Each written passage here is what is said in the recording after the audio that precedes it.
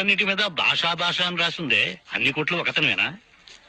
Government స్థలాన్ని ఆక్రమించుకుని వీళ్ళందరికీ అద్దెకిచ్చాడు. Police station, post office, మన స్కూలు తప్ప అన్ని అతని పేరుతో ఉండాల్సిందే. చూసారా వీడియో? ఎప్పుడో 1991లో అసెంబ్లీ రౌడీ అనే సినిమాలో క్లిప్ అది. అక్కడ ఎమ్మెల్యే అనుచరులు ఆ ఏరియా అంతా కబ్జా చేసి షాపులు కట్టి షాపులకి వాళ్ళ పేర్లు పెట్టి రెంట్లు వసూలు చేసుకునేవారంట. ఇవాళ ఆంధ్రప్రదేశ్లో సేమ్ సీన్ రిపీట్ అవుతుంది.